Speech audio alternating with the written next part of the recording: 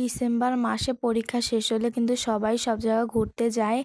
আমরাও চলে যাচ্ছি আমার আপুনির বাসায় বেড়াতে। আমাদের সাথে আমার কাকি আর চাচাতো বোনরাও যাবে, কিন্তু ওরা যাবে ওদের নানু বাড়ি। তাহলে চলুন ভিডিওটা শুরু করি। হ্যালো, আসসালামু আলাইকুম, সবাই কেমন আছেন? আশা করি অনেক ভালো আছেন। প্রায় 7-8 দিন পরে আপনাদের সাথে আজ বড় ব্লগ শেয়ার করছি। নানান ব্যস্ততার কারণে ভিডিও আপলোড করা হয় না। ফোন ভরা ভিডিও থাকে কিন্তু এডিট করা ভয়েস দেওয়া হয় না। এই তো আমরা সবাই বাসা থেকে বের হয়ে রিকশায় উঠে পড়লাম বেদগ্রাম যাওয়ার জন্য।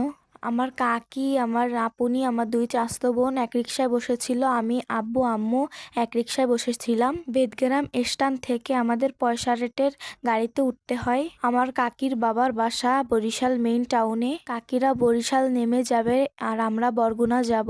আমাদের বরিশাল হয়েই যেতে হয়, তাই কাকিরাই আমাদের সাথে একসাথে যাচ্ছে। একসাথে কোথাও যেতে খুব ভালো লাগে, তাই না বলুন? এই তো আমরা পয়সারহাট এসে একটা ভ্যানে উঠেছি স্ট্যান্ডে যাওয়ার জন্য। এই তো আমরা স্ট্যান্ডে চলে এসেছি, এখন বরিশালের বাসে উঠবো। আমার চাচাতো বোন আরিশা বাসে উঠলে অনেক অসুস্থ হয়ে পড়ে আর অনেক বমি করে। আমার আপনিও আগে অনেক বমি করতো আর অনেক অসুস্থ হয়ে পড়তো, কিন্তু এখন বাসে উঠতে উঠতে অভ্যাস হয়ে গেছে। এখানে এসেও আমার চাচাতো বোন বমি করেছিল। এই তো আমরা বরিশালের বাসে উঠে পড়েছি। বরিশাল গেলেই আমার চাচাতো বোনরা ওদের নানু বাড়ি চলে যাবে। গোপালগঞ্জ থেকে বরিশাল যেতে যতটুকু সময় লাগে ঠিক ততটুক সময় আবার বরিশাল থেকে বরগুনা যেতে সময় লাগে। প্রায় 7 ঘন্টা সময় লাগে গোপালগঞ্জ থেকে বরগুনা যেতে। তাই আমরা 2-3 বছর পর পর বরগুনা বেড়াতে যাই। এই তো আমরা বরিশাল মেইন টাউনে চলে এসেছি। আমার চাচাতো বোনরা ওর নানু বাড়ি চলে গেছে। এখন আমরা স্ট্যান্ডে যেয়ে বরগুনার গাড়িতে উঠবো। বরিশাল কিন্তু অনেক বড় একটা জেলা। আমার কাছে বরিশাল অনেক ভালো লাগে, আমার আপনিরও অনেক ভালো লাগে। এই তো স্ট্যান্ডে এসে বরগুনার গাড়িতে উঠে পড়লাম।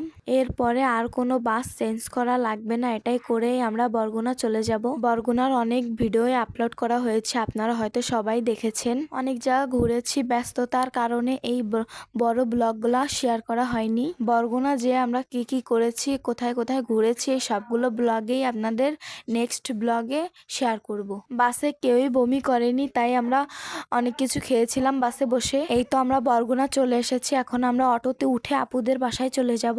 একটু হেঁটে আমাদের অটোতে উঠতে হবে, কারণ একটা ভাঙা ব্রিজ আছে, এর জন্য। এই যে সেই ভাঙা ব্রিজটা, এটা পার হয়ে আমাদের অটোতে উঠতে হবে। অটোতে উঠেও আপুনিদের বাসায় যেতে প্রায় 25 মিনিট সময় লাগে। এই তো কথা বলতে বলতে অবশেষে আপুনিদের বাসায় চলে আসলাম। আজকের ভিডিওটা যদি ভালো লাগে অবশ্যই লাইক কমেন্ট শেয়ার করে দিবেন। ওই দেখুন আমার চিকু বাবা দাঁড়িয়ে আছে আমাদের জন্য। আমার বাবাটাকে এখন আমরা অনেক মিস করছি। বাসায় এসে ফ্রেশ হয়ে সবাই খাওয়া দাওয়া করতে বসে পড়ি। আজকের